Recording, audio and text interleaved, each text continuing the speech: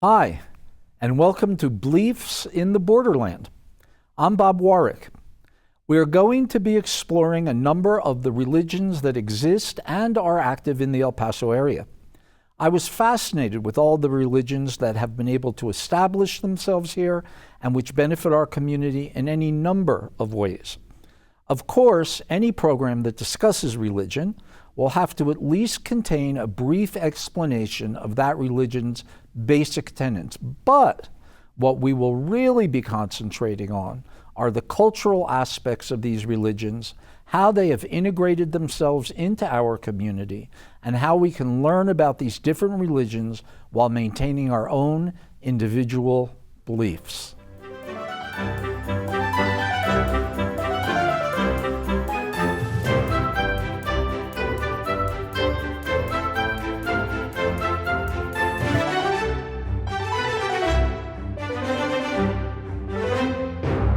Welcome, everybody. Thank you for joining us today. Have a great guest. Not only it's Rabbi Scott Rosenberg from B'nai Sion, the synagogue here in town, and not only is he rabbi, he's a friend of mine. I've known him for a number of years now, and I'm excited to have him here. And we're going to talk about, the basic tenets of Judaism, but as everybody knows, this is not a comparative religion program, but it's more about the cultural integration of various religions into the community. So let me say, Rabbi, welcome. Thank you for being here. Are you wearing a kippah? I am. Okay, so let's start with that. Explain the kippah. So Bob, thank you for inviting me. Absolutely. It's really wonderful to be here and to participate in this sharing, in this conversation. So the kippah is, for me, a sign of reverence. It's a reminder that there's a God above me and that I am anything but in charge. Right. And that I have to maintain respect for values and reverence for God and honor our tradition in a way that is as publicly demonstrative of the values that I stand for and our faith stands for. And I'm Jewish. I don't wear a Yamaka or a kippah. Why is it called? What's the difference? So it's a matter of custom. I don't wear it all the time. Right. I wear it when I'm in a place that I'm representing the Jewish community, or if I'm involved with ritual or observance that involves a certain level of respect and honor for tradition. And when I come down to the synagogue, I wear a kippah. Yeah. So when we're in the synagogue, we ask everyone all males to cover all males, Jews or non-Jews, or non-Jews, as a sign of respect for the place and God's presence and representation in the place, to cover their heads. And there is some religions don't necessarily want you to come into their house of worship if, in fact, you're not of that religion. There's nothing like that in Judaism, correct? Everyone is welcome. Okay. And a kippah is just one way of covering our heads. I'll share here in El Paso, after the Walmart tragedy, I wore an El Paso Strong cap. Right. And I still put that on sometimes because I think it demonstrates a commitment to the community wherein we live and an investment in caring about your community. And that is an essential tenet of our faith. And we're going to get to that, so to the integration of Judaism. Yeah. But I asked, I guess I didn't ask it clearly enough. When I grew up, they called it a Yamaka. Yeah. What's the difference? Yamaka, Same kippah? thing. Okay. Same thing. So first of all, tell us a little bit about how you become a rabbi, and then how long you've been a rabbi. So for me, my journey began after university, after college. I went to rabbinical school as a graduate program, and first I had to earn a master's degree, and after earning a master's degree, I received rabbinical ordination from the Jewish Theological Seminary, which is one of the schools that ordains rabbis within the conservative movement of Judaism. And I have been a rabbi since 1984. So I am marking my 40th year serving the Jewish community in that capacity. That's all right. I'm a good bit older than you are. So yeah, no, it's... So you said you went to a rabbinical school for conservative Judaism. Tell us about in El Paso. I know there are other types of Jewish worship. What are they? So in El Paso, the first organized synagogue in El Paso was Temple Mount Sinai, right? Who found their roots in the late 19th century. I believe they were founded in 1887. Here in El Paso? Here in El Paso. And they are a Reform congregation following the Reform tradition. And they are also, the conservative movement and the Reform movement are both liberal Jewish institutions and communities. We are more open to the way we interpret and practice our faith. So they were founded in the late 19th century. And a few years later, there were people in town who were looking for something more traditional. So there were a few precursors, but in 1900, the formation of the roots of Congregation B'nai Sion began. So B'nai Sion, which is a conservative synagogue, following the teachings of the conservative movement and Solomon Schechter of blessed memory and the Jewish Theological Seminary, my alma mater, began in 1900. And there were a blend of Orthodox Jews and more liberal Jews within the B'nai Sion congregation, and not until 1986, so a period of 86 years, was there an Orthodox community, the Chabad. Chabad started here in 86, and those are the three main Jewish congregations in El Paso. Interestingly, what brought the Jewish community to El Paso was way back in 1858, I believe, it was 56 or 58, right after the beginning of Fort Bliss and the foundation of the military presence, the fort here in El Paso. Jewish traders came to benefit from the international trade and the cross-border trade and servicing the military presence, and that's where the Jewish community's roots really go back to individuals who found meaning, who found employment, and who served the needs of our armed forces.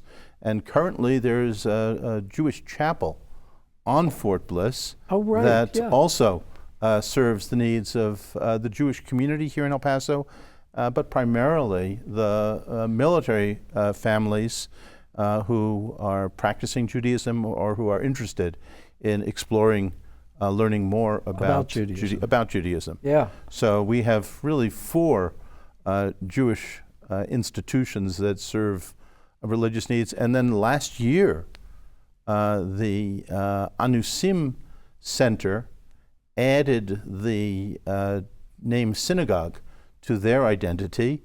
They were a study center, a place where Anusim Jews who were... Let's explain what Anusim is. So I'm going to, yeah. Okay. So Anusim are Jews who find their origins in Spain and in Portugal, whose families have origins in the Jewish community there pre-Spanish Inquisition, and who were forcibly converted out of Judaism, and who journeyed through the world and found themselves in various places and have reaffirmed their Jewish identity by becoming part, re-engaging with the Jewish community and reaffirming their original faith as Jews. So that's a fascinating journey, and we are blessed here in El Paso and the greater El Paso area to have many Jews who trace their lineage and their Jewish identity back to the 15th century in Spain and Portugal. So it's a real, I find it adds richness and beauty to our community. So they have a synagogue now that is directed at their history, but they're welcome. Everyone is welcome at the other synagogues here in town. And as you asked before, B'nai Sion, we have visitors who regularly come in to pray with us, to learn with us, to break bread together. And I know the same holds true at Temple Mount Sinai and at Chabad and the chapel on Fort Bliss. The El Paso Jewish community is extremely welcoming, and we're more than glad to have guests and people who are just interested in learning more, engaging with us, and the fellowship and the relationships that come from that. Well, I know when I first got out here, which was back in '75, I was amazed at how old the Jewish community was here. I mean, you know, I grew up back in New York, New Jersey area. I wasn't sure El Paso was a real place at the time. I mean, maybe in a song or a book. And then you realize that it dates back to the late 1800s. I think that's just fascinating. It is fascinating, and that merchant trade is really what served as the original roots to this community. And the Jews moved here because of trade, because of commerce, because of the close relationship that exists here with our neighbors and friends in the community in Juarez and the community in Chihuahua, and the relationship that we have that adds so much beauty to a life in El Paso, that we thrive because this is an international city with a culture that is representative of that, and that came from the trade and the exchange of both commerce and ideas and culture, which really I find since I arrived, it's fascinating. Yeah, it really is. And it is, I think it's actually a hidden treasure. I agree. Of this area. I had a client once, and then I started looking into this a bit, but she was Catholic, but was sure she had some Jewishness in her background, and she started looking into it, and she said in southern New Mexico, sometimes houses were built kind of with secret rooms where the women would go into these rooms on Friday night, and we'll get to this with Judaism in a minute, light candles, but they really didn't know why they were doing it. But it had kind of been a tradition passed down. Or you could go into an old cemetery in southern New Mexico, and we'll talk about this, and see just a stone on the gravestone, which all goes back to Jewish tradition. Right, and many of those traditions were kept and passed on from within families, despite the fact that they were not actively practicing Right, they had Judaism to give up outwardly. Judaism. They weren't outwardly practicing, but they maintained traditions that kept them connected. And once they have realized what those traditions are, they explore more, they learn more. Some of them choose to return, and others choose Just appreciate to maintain the background. to maintain their current faith, their current life, but appreciate where they came from. So let's go step back again a minute. So you had to go to become a rabbi. You had to go to undergraduate school, get a degree, and you had to get a master's. Yes. And how long does it take to get the master's? So it took me 3 years, but concurrently I was studying rabbinics and taking classes that I would need for ordination. So for me, the rabbinic learning program was a total, including the master's, took 4 years. And did you go to a parochial school when you were growing up? So when I was in elementary school, I went to a yeshiva parochial school in Brooklyn, which is home for me. You're right. And from there I went to public high school and then on to college and studied after that for my rabbinic training. When did you learn to speak Hebrew? I learned Hebrew, interestingly, I learned biblical Hebrew, Right. which is very different from modern Hebrew, when I was in elementary school, and then didn't learn modern Hebrew really till I went to visit Israel, and I did that after graduating from college for the first time. Really? And immersed myself in really complementing my Hebrew knowledge and bringing it from the biblical period to the contemporary modern period. And it wasn't easy, but there are many differences in the Hebrew language and in the grammar. But now I feel comfortable reading biblical texts as well as visiting Israel or speaking with people who use Hebrew as their primary their language. So and the characters are also different. So the characters are actually the same.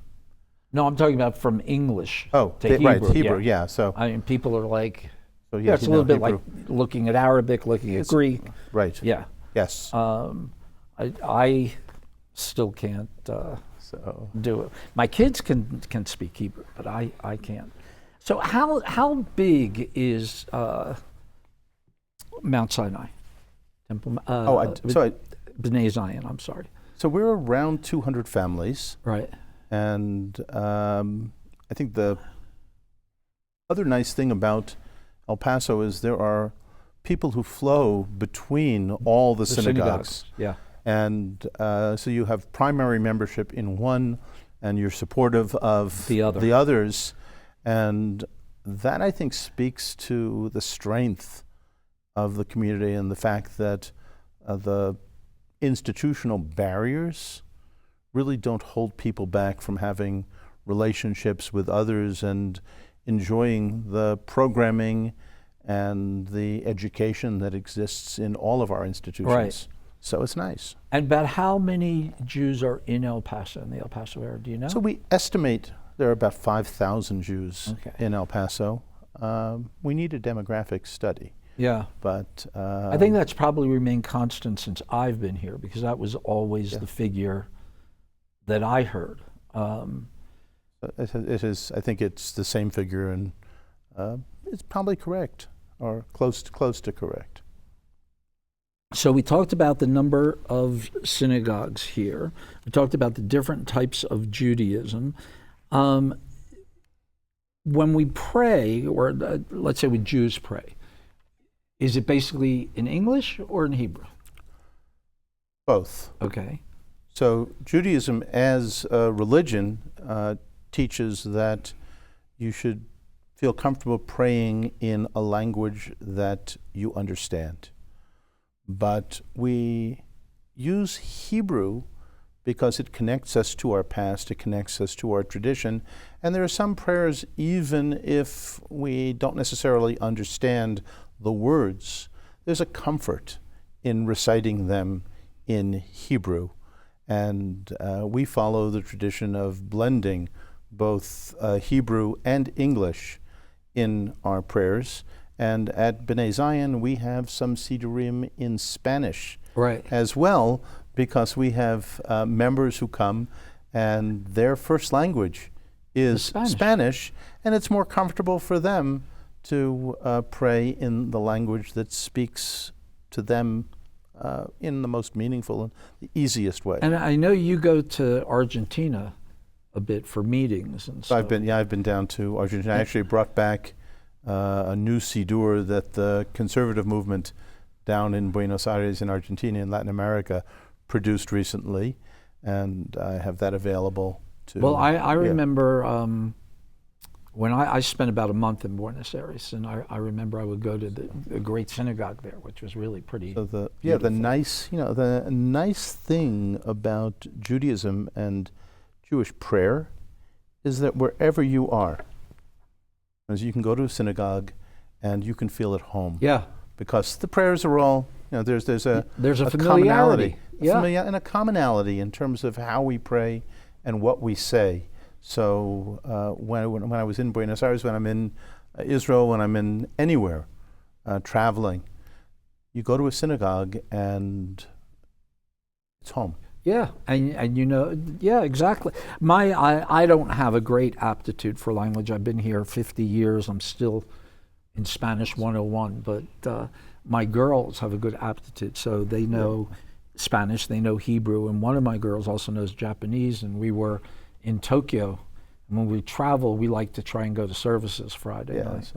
And so we got in the cab, and she's speaking Spanish, and we got to it's more of a community center in Tokyo, and we got there, and there were some Israeli soldiers sitting out front protecting it, but she spoke Hebrew to them, and then we got upstairs.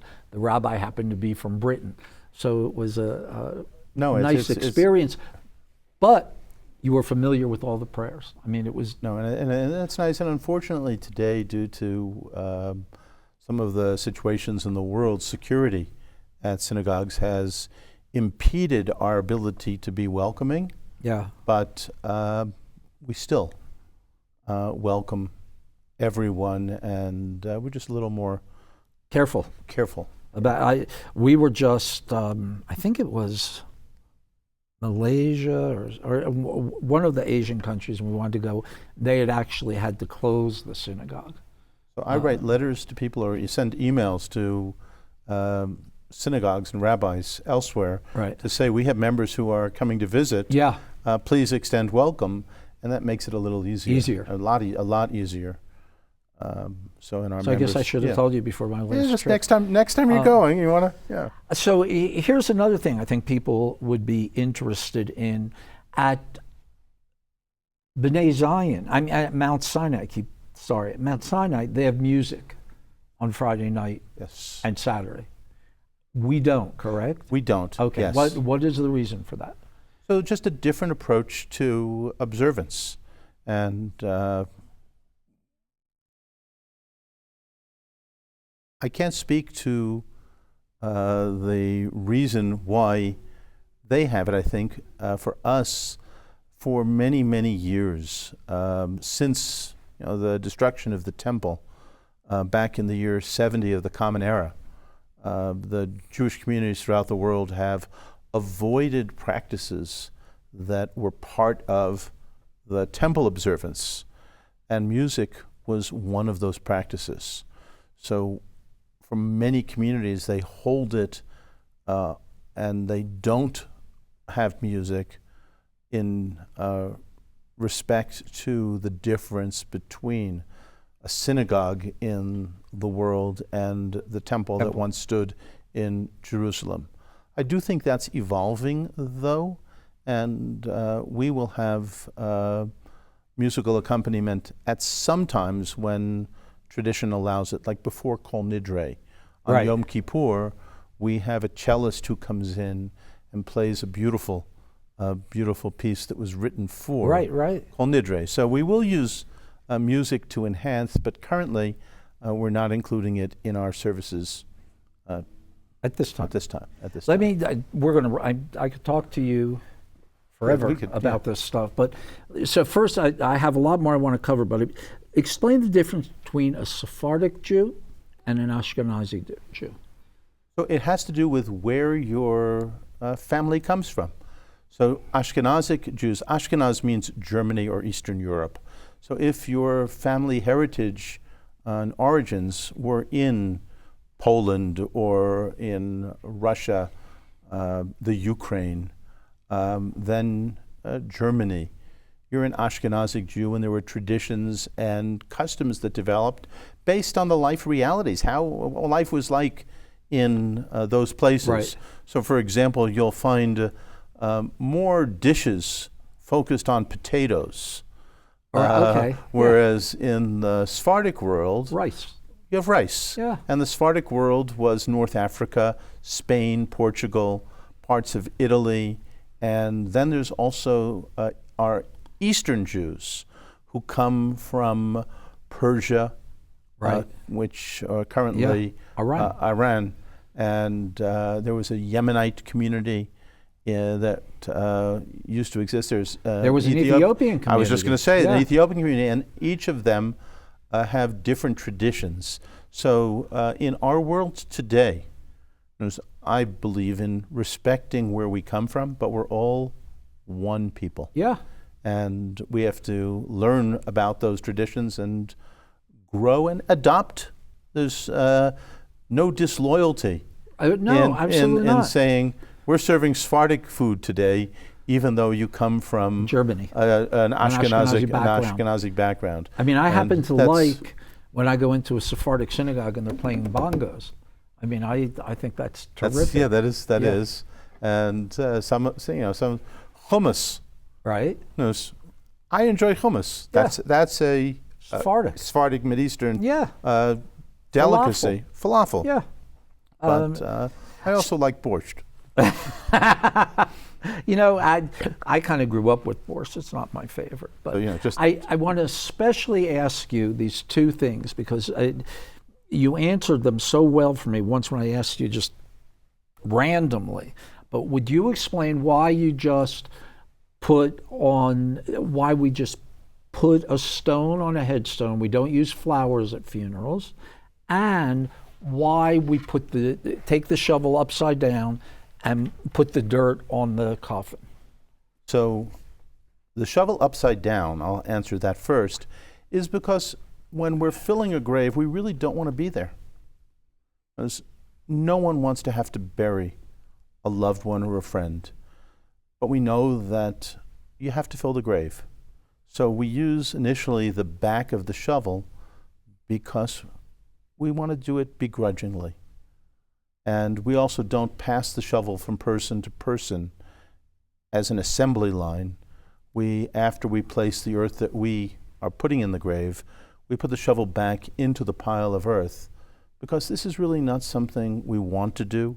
It's something that we know must be done, and it's very respectful, and it's a high honor to be able to participate in this practice because we know that it is true giving. We know that the deceased is not able to pay us back, and we know that it's necessary. So we do it, but we use the back of the shovel because no one wants to be at the funeral of a loved one or a friend. And the stones go back to biblical times. Before we had grave markers, as we do today, monuments that are made of granite, a family was responsible for marking the grave of their loved one, and they did it with a pile of stones. And they would come back every once in a while, periodically, and they would add stones to the pile. Well, once we replaced that practice with the monuments that we use today, we still place stones because we realize that it's not only the physical well-being of our loved ones' graves that's important, we're also responsible for their spiritual well-being. So I tell people that when you place a stone on the grave, stop and reflect and ask yourself, what can I do to carry forth the values and the legacy of my loved one today and tomorrow? What commitments can I make in my life that honors all that my loved one gave to me? And then place the stone. And when you do that, commit to making our world a better place because our loved one, our friend, was there. One last question because we're running out of time. Tell us what a mitzvah is. So, mitzvah technically is a commandment, and there are 613 of them according to our tradition. Some of them are things we should do, some of them are things we should avoid doing. And the 613 are divided into those two categories. There happen to be 365 things in the Torah, in our Bible, that we shouldn't do. And I always tell people, well, there are 365 days in the year. Every day of the year you have the opportunity to do something wrong. Don't take that opportunity. And there are 248 positive things. And the rabbis teach that when you're doing something positive, you're helping your neighbor, you're caring for the sick, you are supporting the stranger or those who are in need, you are celebrating the Sabbath. That's a positive thing. As you should put your whole self into it. And that's a mitzvah. So, in a nutshell. Yeah. And great question, Bob. Thank you. I appreciate this. We've run out of time. I mean, it was like zing, zing, zing. But thank you so much for coming. And I think we might have to do this again. Gladly. Thank you. Gladly. Thank you, Bob.